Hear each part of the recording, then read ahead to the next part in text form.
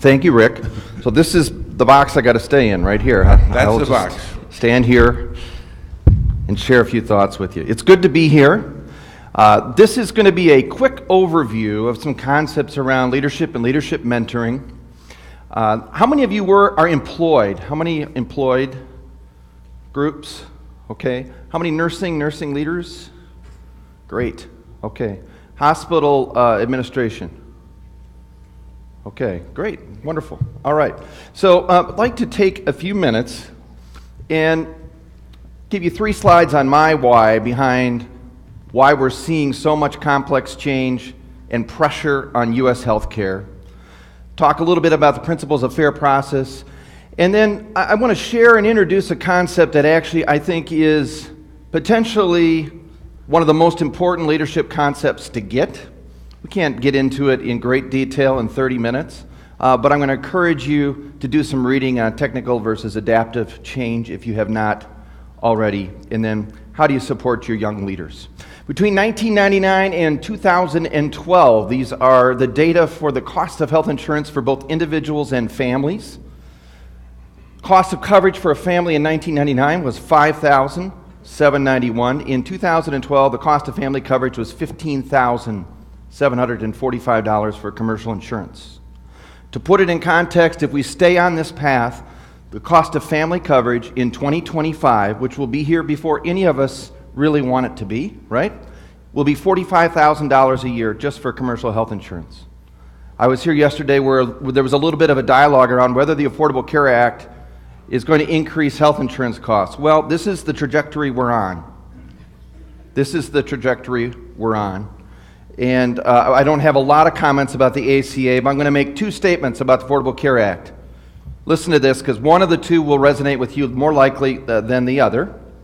The first is, there's no way we can afford to expand health insurance coverage in this country unless we get a handle on health care costs. No way we can afford it. Second statement is, there's no way we'll ever get a handle on health care costs unless we get everybody covered. Okay? Now, there's components of truth in both of those statements. There's not one is right and one is wrong. But for the vast majority of us in the room, one of those statements will resonate with you more than the other. And if the first statement resonates with you more than the second, you likely are not a big fan of the ACA. And if the second statement resonates with you more than the first, you are probably more likely to believe in at least the concepts that were included as part of the health insurance reform of the ACA. This is put another way.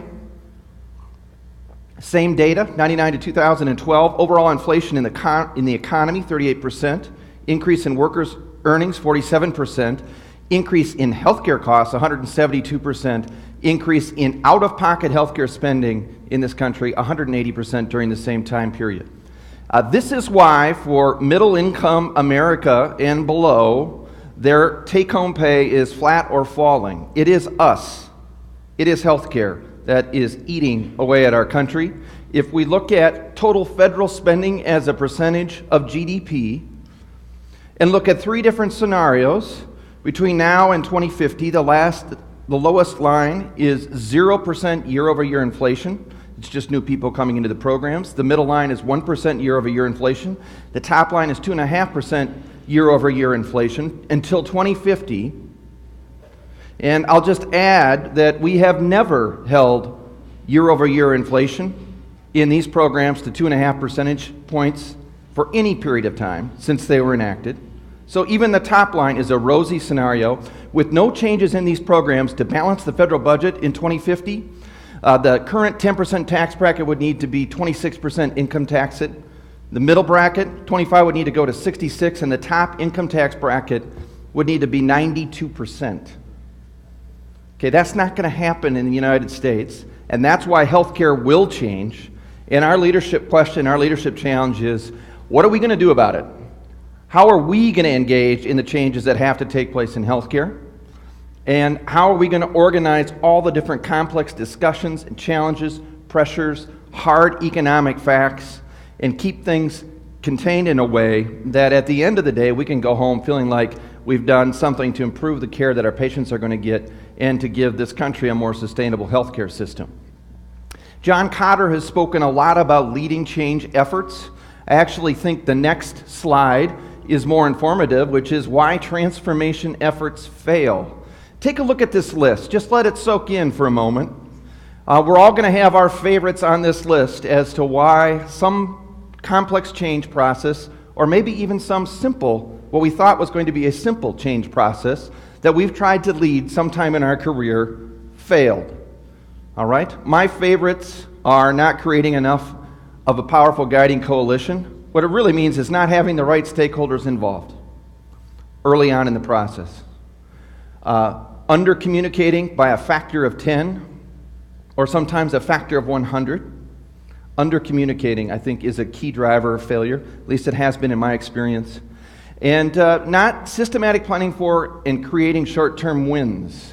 All right?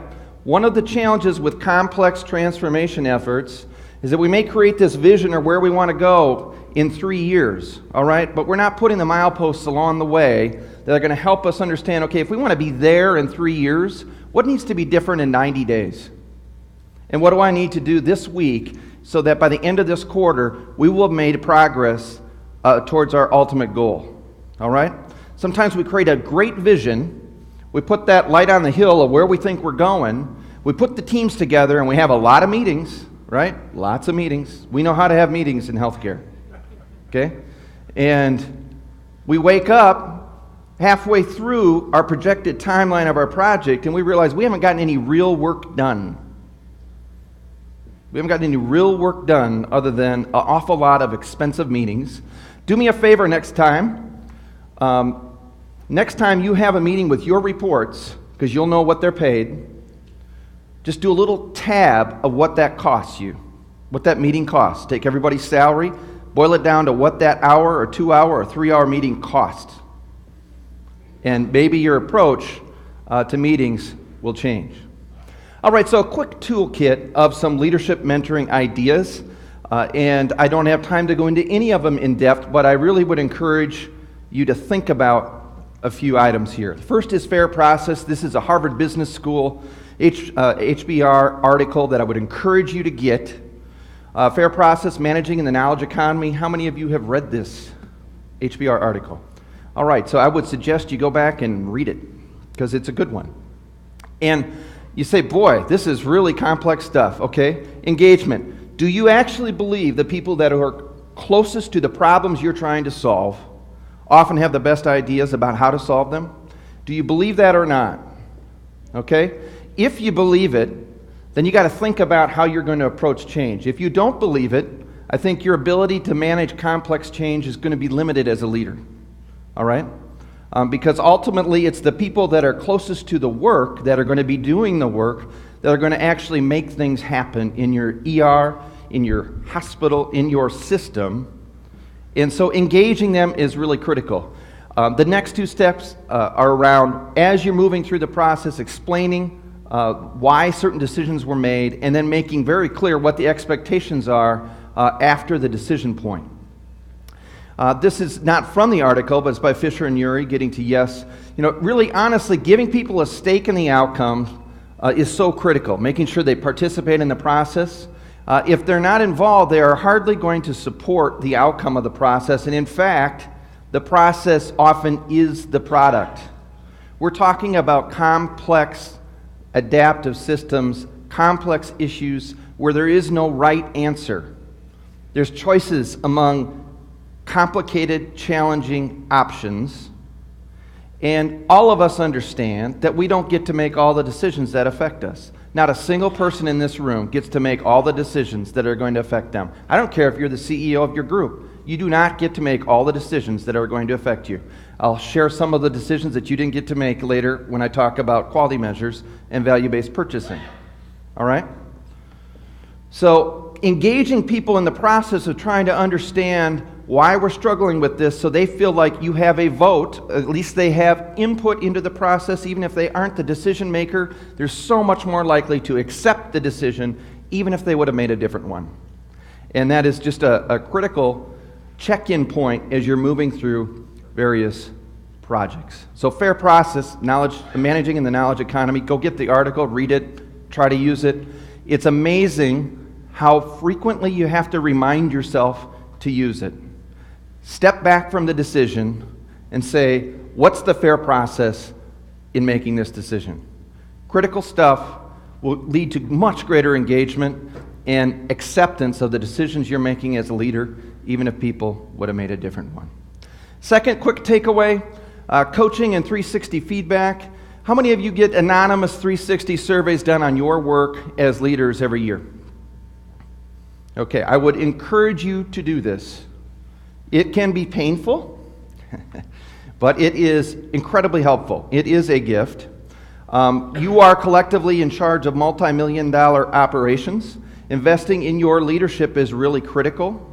And I was very fortunate in one of my first leadership roles that I had a very supportive organization that helped me develop as a young leader, invested in my leadership, actually was able to go through an assessment, a 360 survey, coaching, and ongoing feedback, and it was really helpful. It is not cheap, although some of your organizations will have internal resources that can do some of these things. And 360 surveys are cheap. They're very cheap.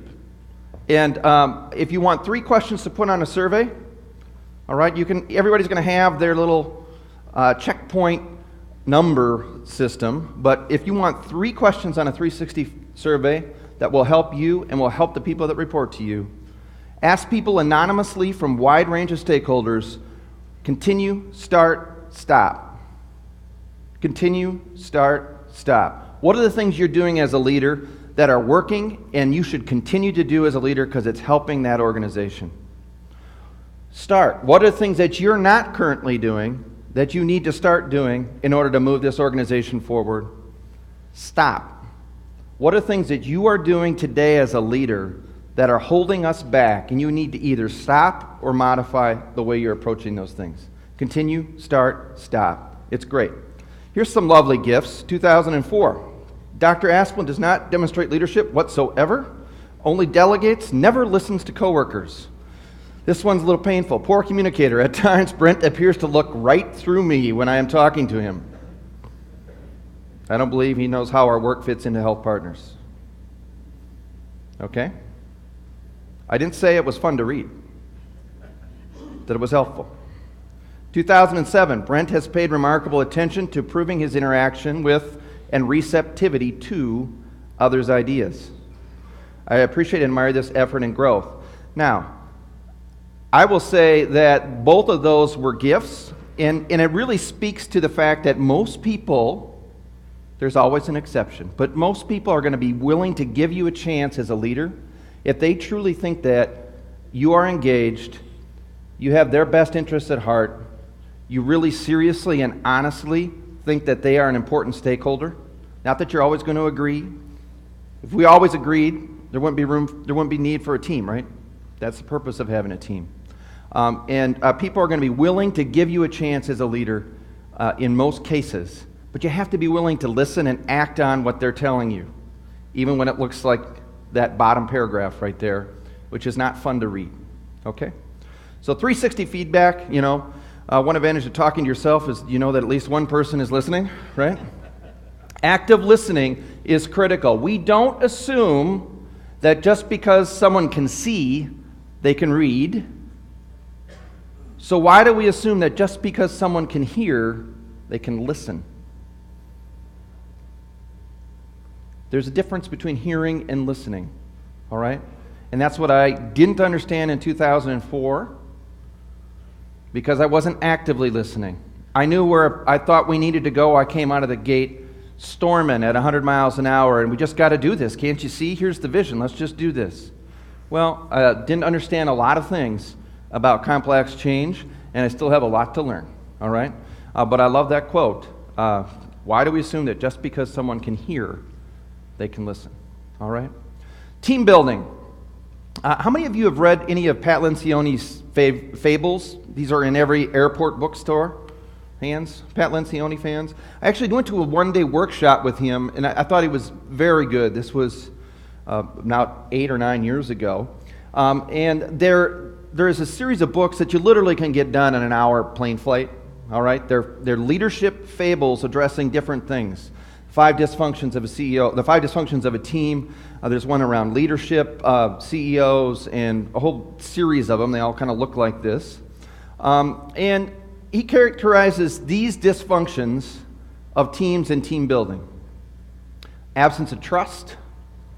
If you don't trust each other, you'll have the second piece, which is fear of conflict. All right? Lack of commitment, avoidance of accountability, inattention to results.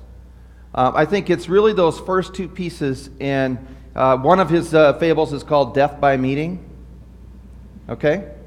And he really characterizes why do you bring teams together for meetings?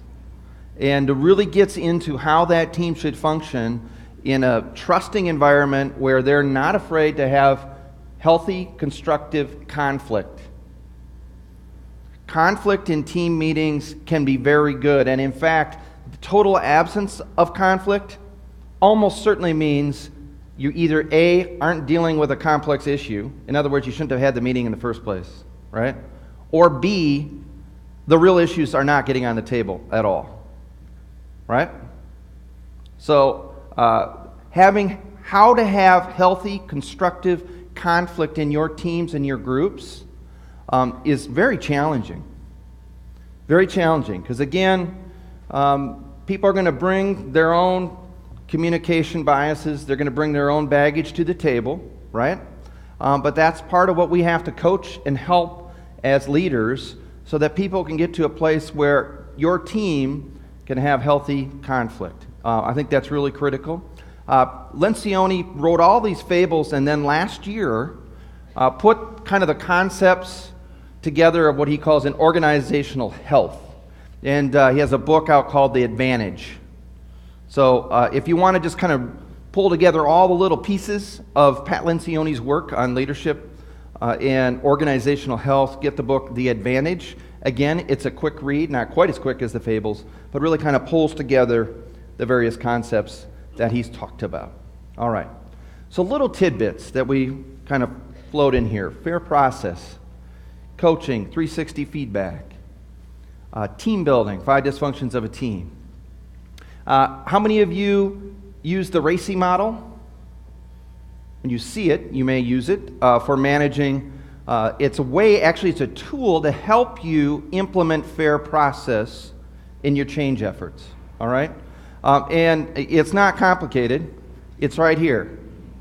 Who's responsible? Who's actually going to go do the work on this?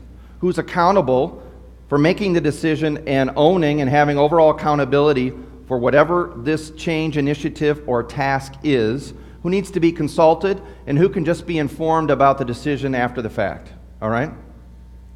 And it's the last 2 bullet points that make you think through systematically what's fair process for what we're trying to do here. What's fair process? Because if you treat somebody who should have been a C as an I, and you inform them of the wonderful decision that you and your team have made, right? And they didn't get a chance to consult in that decision, you've just violated fair process.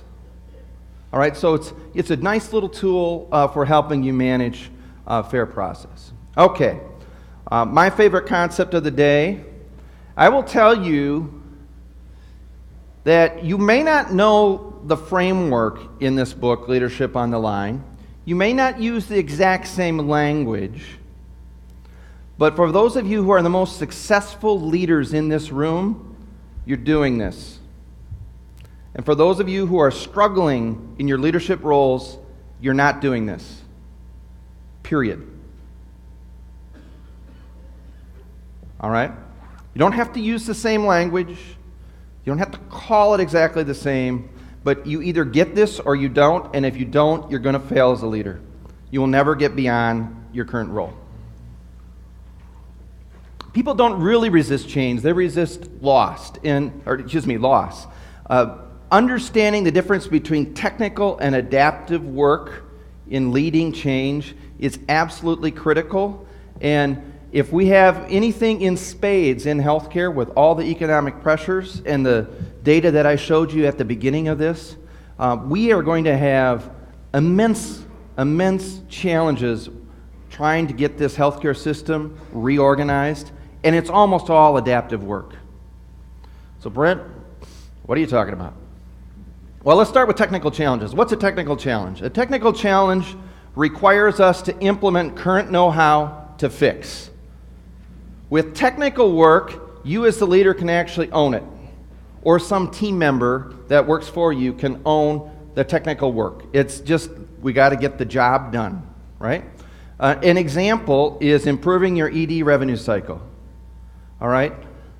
Going back next week and starting to submit PQRS quality claims, which I'll talk about in an hour, that's a technical challenge. There are rules of the road, there are measures out there. You have to report it with your billing cycle. Most of you are already doing it in emergency medicine. That is technical work. You as a leader or your finance people in your organization are responsible for going and doing the job. It doesn't require a lot of new thinking.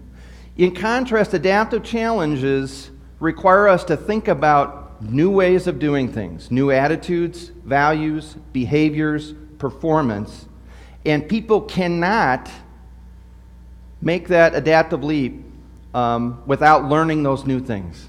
They can't get to where you need to go without changing the way we think about a challenge we face, about changing the way we behave in situations, or our systems operate in situations requires adaptive work, all right?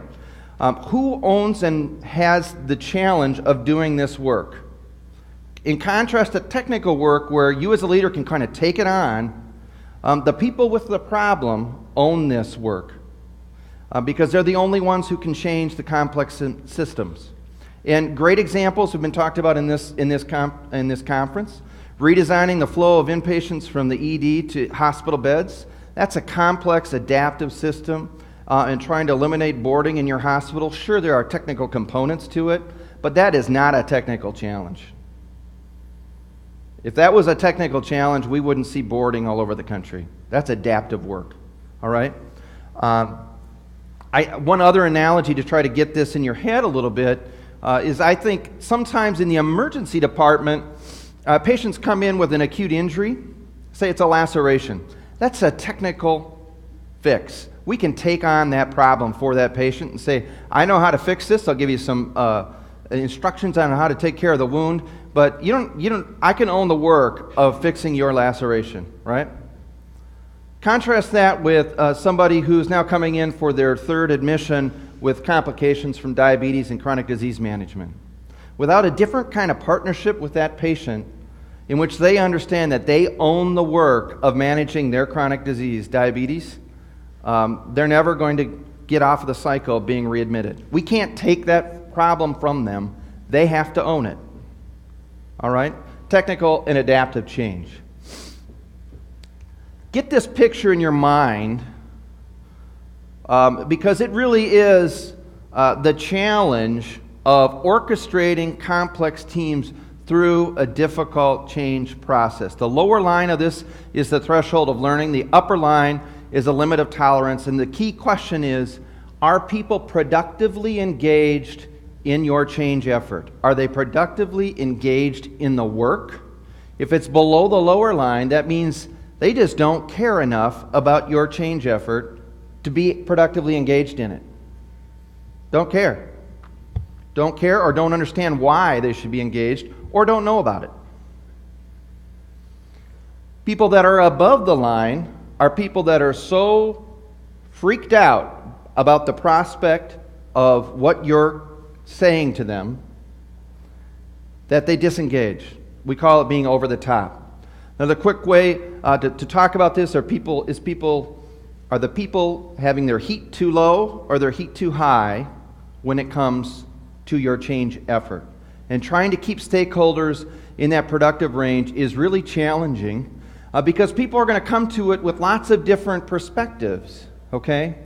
Even stakeholder groups where you would think there would be at least some uniformity of how they would react to a challenge, there is no uniformity. So if you think about your physician group, your nursing group, your hospital administration group, and you're talking about the adaptive work of reducing boarding.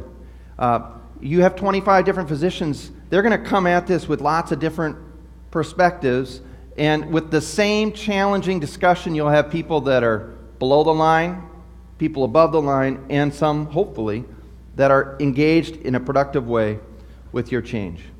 So what are some examples of adaptive change in healthcare? It's going from what you've always done to innovating. I am now responsible for an accountable care organization's clinical programs and a 560 provider group, which is really dominated by primary care, and really getting them to think differently about generating and cranking volume to creating value for the populations that we're at risk for is really, really critical. Look at the last one here, from filling hospital beds to avoiding readmissions, right? I'm sure that challenge is starting to come right into your wheelhouse with all of the challenges we're talking about. Every one of those things is from to, and that implies it's either or. And one of the key principles of adaptive leadership is to get people to the both and. This is a Jim Collins quote. Tyranny of the or pushes people to believe that things must be either A or B, but not both. And instead of being oppressed by this, highly visionary companies liberate themselves with the genius of the and. The ability to embrace both extremes, both examples of a complex problem at the same time. And instead of choosing one or the other, they figure out how to get both, or some measure of both of those extremes. Either or and both and thinking. If it's either or, that means there's only one right answer. And when you're right, those who disagree with you have to be wrong. Both and, lots of possible answers to these challenges. And when you are right, those who disagree with you could also be right. All right? I think a lot of the debates and grumbling about the Affordable Care Act, it really is true. It's not that there's one right answer, and if the people don't agree with you, they're wrong. There's lots of both ands in these complex policy problems. So we talk about this tension as understanding and managing polarities. All right? A polarity is the presence of two opposing, not necessarily opposite, but two opposing attributes, tendencies, or principles. They're interdependent. They are a relationship that is ongoing and is not going to go away. And so they have to be managed together. For example, your hospital has to have an operating margin, right? Your hospital has to have an operating margin in order to keep the lights on. And it's true today that they get a much higher margin from some elective surgical cases than they do from some medical admissions coming from the emergency department. So asking them to completely cancel their elective schedule so that we can move our boarders into inpatient beds, there may be rare occasions when that's correct and the right choice, but that's a polarity. Your hospital's got to survive economically, and that polarity and tension is not going away. So helping to partner in ways that understand that is really critical. Different attributes, problem versus polarity. A problem is not ongoing, polarity is. It's not going to go away. A problem has a definable endpoint, a polarity does not. And there's other things here about having to manage all the alternatives together with a polarity. These are other properties of adaptive work, and I would love to spend time kind of going through this, doing case studies about what adaptive work really is, because I know that you've all been engaged in it, whether you called it adaptive versus technical work or not. And it is really, to me, the most rewarding aspect of leadership. And you think about this polarity of holding these two things together. And, people, this is a quote from Viktor Franko, people who thrive in difficult times, they do two things. They face reality, and they remain hopeful. All right? Facing reality and remaining hopeful. The reality is we have to change our healthcare system or we'll bankrupt the country. Remaining hopeful is, we have the tools and we are the right people to help lead these change efforts. All right? And you can see, because you have them in your group, the people that get too far to one end of this spectrum than the other. All right? You all have a corrosive cynic in your group, right? They're just going to screw us, right? And that's not very helpful for complex change, right? You probably all also have or know of or have worked with someone else who's an irrelevant idealist, who's just sort of floating around the room smiling about how everything's going to be great. Also not very helpful. Particularly when you have two of these individuals in the same meeting. That's kind of fun. That's worth the price of admission, just to watch them. I have to stop, but I will tell you this. The most common cause of leadership failure, and I really mean failure, is treating an adaptive problem or polarity with a technical fix. I have a great idea, you do it. Doesn't work. Well, I appreciate the chance to share a few thoughts with you and be happy to have further dialogue. I don't want to get us behind schedule, but connect people with the why behind the work. And we will change healthcare. A few more minutes, we're going to get ahead of schedule. Okay. You want a little more time? So the room might groan. If Sherry said we're ahead of schedule, take a few more minutes, they might go, oh no. Understand why transformation efforts fail. John Cotter. All right?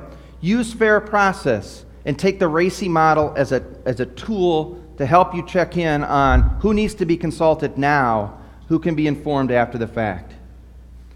Invite 360 feedback. It's a gift. Be willing to act on it.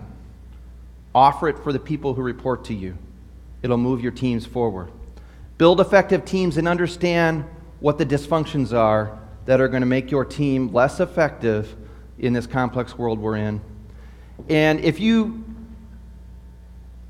really want to drive your system to a different level, I encourage you to get that book. You may decide you're going to use different language than Leadership on the Line, the Heifetz and Litsky book. But understanding when you're in an adaptive problem and you need people to think both and rather than either or, and how to keep them in a productive range. Once you reflect on it a little bit, you'll see great leaders and how they do it. You may not be able to do it exactly the same, but there are people that are so good at this, and they're typically the ones that are leading the systems. I'll stop with that. This is another great book. It really talks about what motivates us, what gets us to do the things we're passionate about, and talks a lot about intrinsic motivation. And I would encourage you, if you haven't had a chance to read Daniel Pink's book, about intrinsic motivation, and it's autonomy, mastery, and purpose. All right? Feeling like we have a stake in the changes that we're faced with, that we really know how to use these systems, and we're doing it for a reason. Yes, quick question. Do you have a good on how to deal with the older generations that are just saying absolutely no to any kind of change, the older folks in your organization? Well, I've seen some young folks who are saying just no too, so. So the question is the generational differences and how do you manage various stakeholder groups that are not engaged? I mean, I think it is really, and I'm not trying to be trite about this, you come back to that framework. You got to ask yourself, why is there heat too high or too low? And this is why it's actually helpful. Because remember, what you see from a behavior is disengagement. What you observe is disengagement, that they're not really doing the work of what you're trying to do. But sometimes on the surface, unless you probe and try to understand better, someone whose heat's too high looks the same as someone whose heat's too low, because all you see is disengagement. And the worst thing you can do is treat someone as if you're seeing like they don't care what you're trying to do as a leader, and you assume it's because they just aren't engaged and they just don't think it's important. When in reality, they're scared to death about what changes they're facing because it either hasn't been what they've done for the last 30 years or it didn't feel like this is what I did my residency training for. that I just got out of. This isn't what I signed up for. And they may be over the top. And what they might most need from you as a leader are some tools and ways of thinking about that helps take the pressure off so that they can be engaged. If you treat somebody who's way over the top and too stressed out as someone who just doesn't care, you'll knock them out of your organization. And that may be somebody who really is going to be helpful for your organization to move forward. So I just use this framework. It's not the answer for everything, but it is a helpful tool. Other comments or questions? All right. Very good. It's a quick tour, but I look forward to talking with you. Thanks again for letting me share a few minutes with you.